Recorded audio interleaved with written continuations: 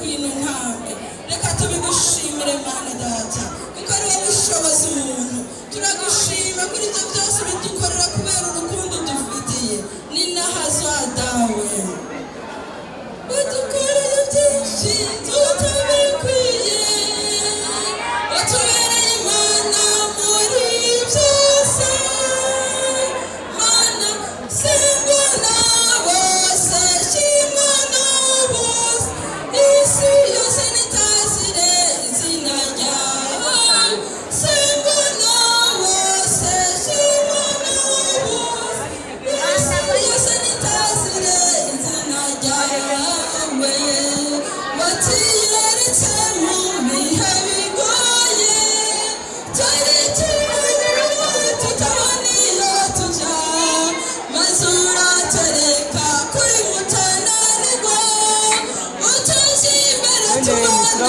kunesha yewe udukorera byinshi tutabikwiye watubereye Imana muri byose Mana singwa na bose shimwa na bose isi yose nitazire izina ryawe singwa na bose shimwa na bose isi yose nitazire izina ryawe ego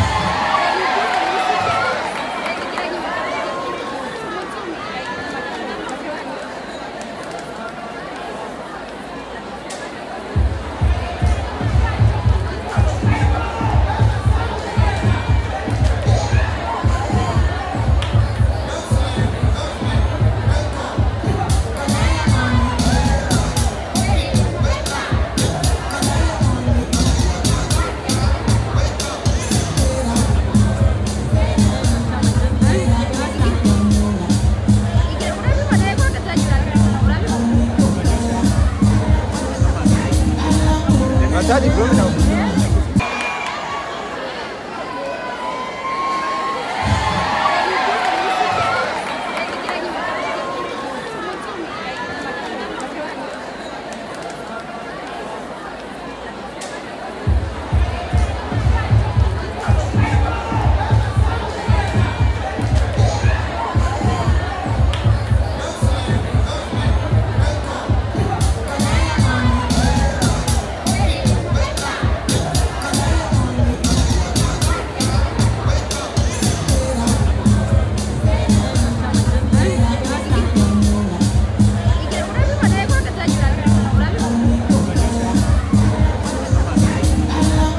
Hata diplome na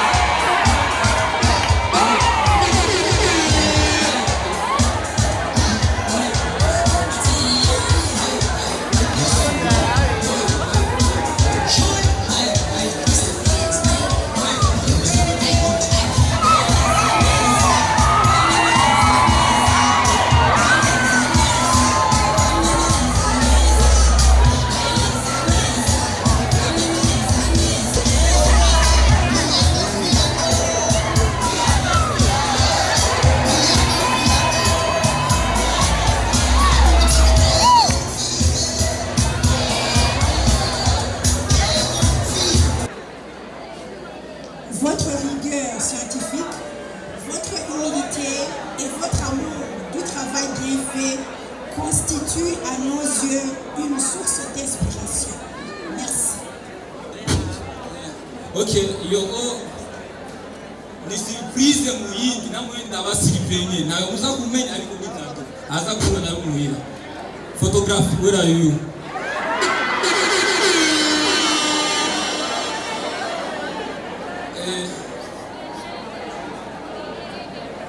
Today faster, today faster. Nyarose photographe tunya. Hama nangwe kumva nubwo ariko mvuga neza. Magazinda na délégué wa section soins infirmiers hama na majambo menshi nza kuvuga kubera umwe muri twe yamaze kuserukira yamaze kuvuga mbere avuze no mu Gifaransa kugira abereke yuko abavyeyi ubwo badutumye twabifashe nka namwe hama mpagaze ngaha cyane cyane gushimira abayobozi abigisha bamwe batwigishije vraiment abo banyeshu abo bigisha baratwitayeho cyane naho twabaderanja kuko ego sinobesha vraiment tarabaderanja nta muntu atabizi ariko bivanye n'umutima w'ikivyeyi bafise bivanye no kwihangana ntibigeze badutererana ahubwo bagumye batuba hafi mu kuduhanura mu kutwereka uko ngene toshika kwijya hangiro twe twihaye n'abanyeshuri hama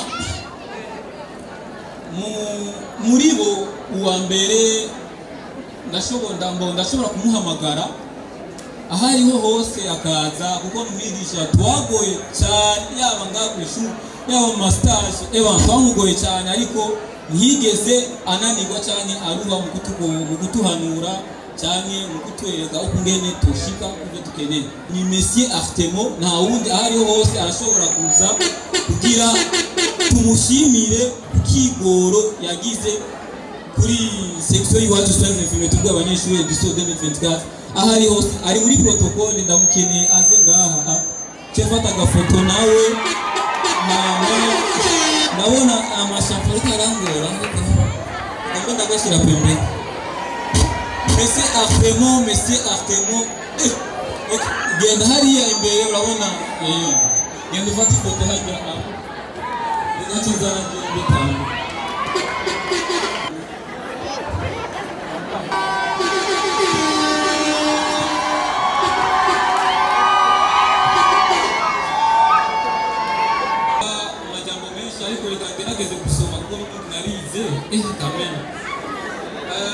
certificat d'appréciation décerné à Monsieur Ndaïtoaeko Artemo. À l'issue de notre cycle de formation, nous exprimons nos plus sincères remerciements à Monsieur Ndaïtoaeko Artemo pour ses précieux conseils et son suivi constant tout au long de notre travail. Merci pour vos encouragements quotidiens et pour avoir soutenu nos efforts. Grâce à vous, nous sommes désormais ce que vous avez contribué à façon à nous, donc bons infirmiers et bons infirmières. Nous vous disons merci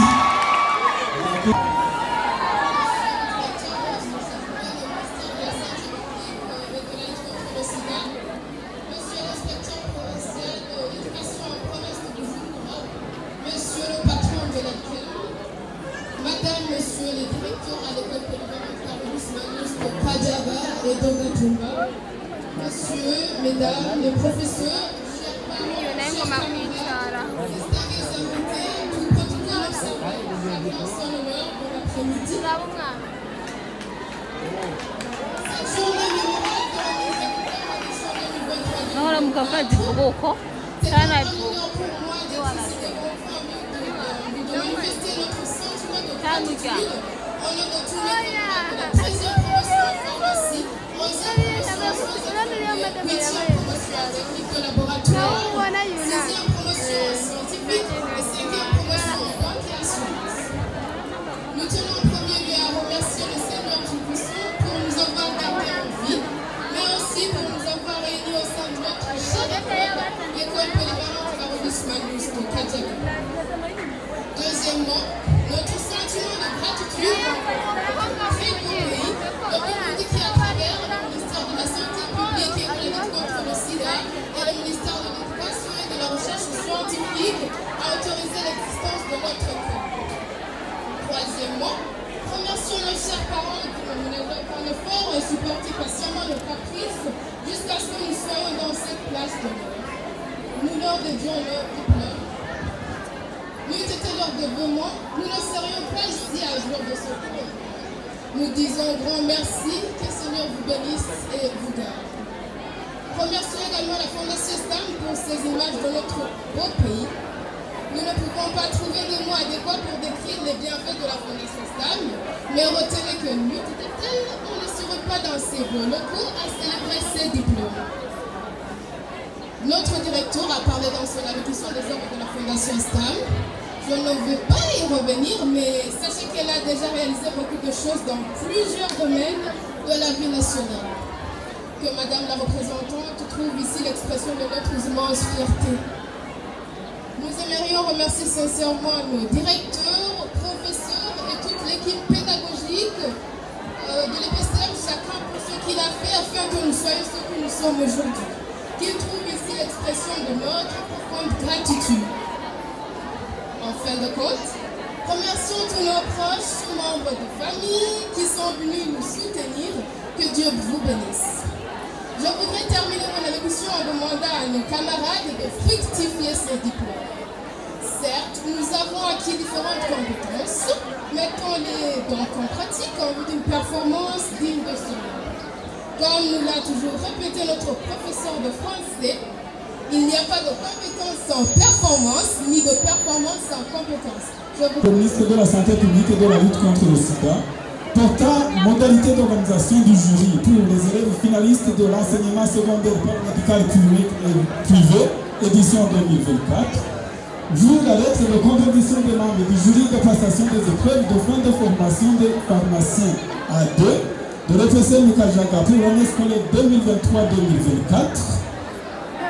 Validé par son Excellence Madame le ministre de la Santé publique et de la lutte contre le sida, vu les modalités d'évaluation certificative de compétences pour les 4 années, après analyse des résultats obtenus par chaque récipiendaire à l'examen théorique commun aux épreuves pratiques, le jury de passation des épreuves de fin de formation des pharmaciens A2 de l'EPSM Kajaga, après délibération, a décidé ce qui est article 1er.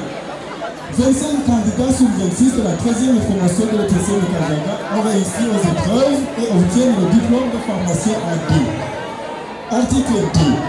Parmi les 25 lauréats, 3 ont réussi avec mention grande distinction, 6 ont réussi avec mention distinction et 16 autres ont réussi avec mention satisfaction.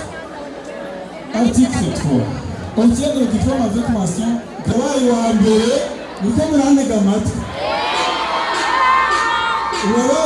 mu gisata cya farumasi yarose amanota ashika 98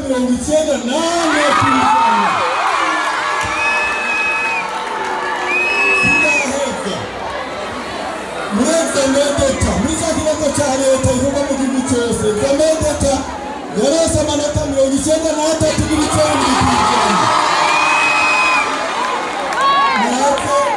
yitwa Niyokubwayo Samiya.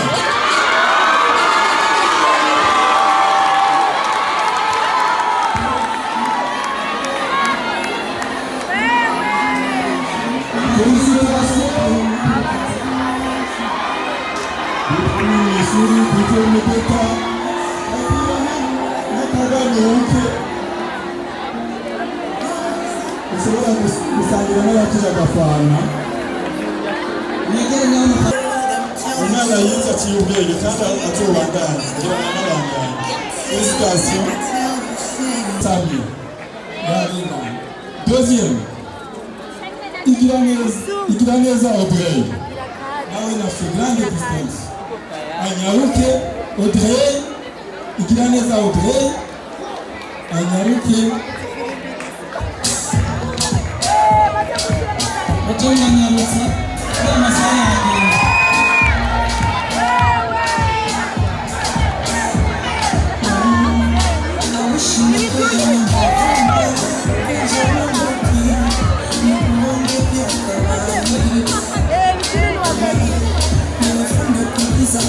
Félicitations.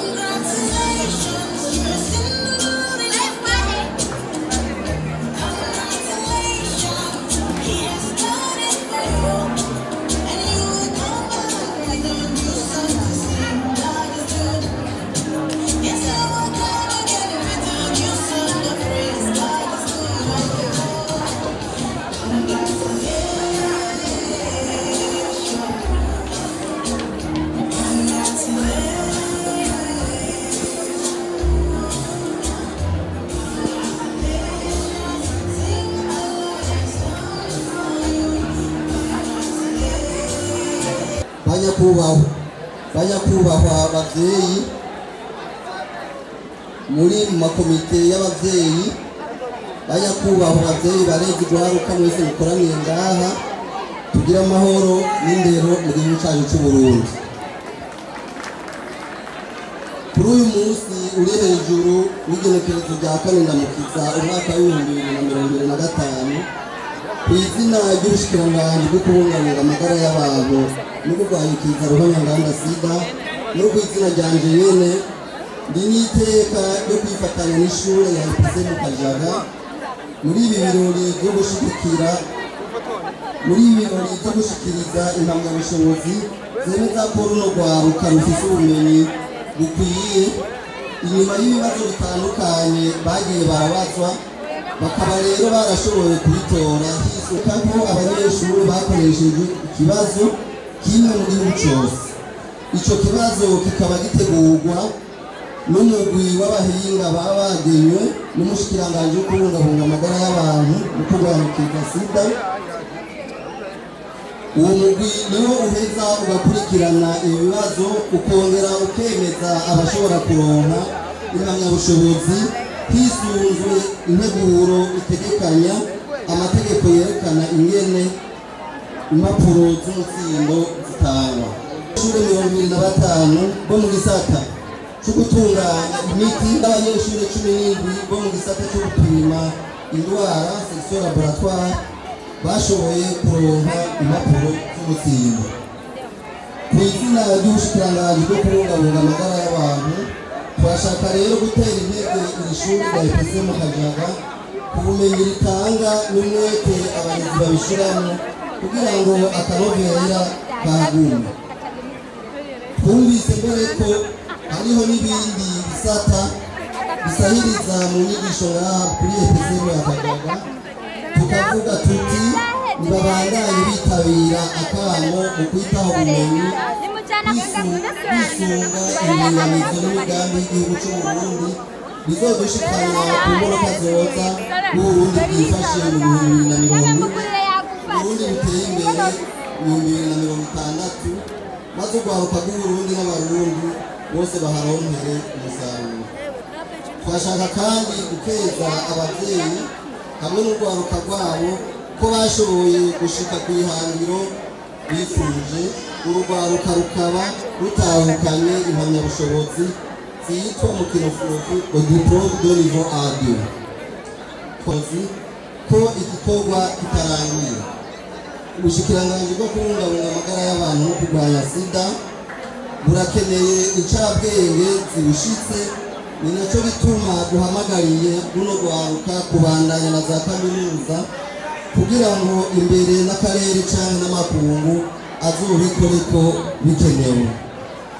Bayakubahwa umwe wese mu cubahiro Imana yamuhaye, bitworangiza ijambo tudasubiye gushimira amashuri afasha kugira ngo ibisata bitandukanye by'igihugu bironke abakozi babishoboye biciye mu nyigisho z'akanovera, kandi twongera twibutsa ko amashuri yose yaba ya leta cyangwa abikorera utwabo bunganira leta, ko ayo mashuri yose ategerezwa kubahiriza indinganizo n'imigambi ya leta y'u Burundi, kanatsinda ayo mashuri aramurwaruka w'Uburundi. Niharambe igihugu cyacu cyiza cy'u Burundi, maze tugire ubumenyi mu gihugu cyacu cy'u Burundi. Murakoze, Imana ibahezagire.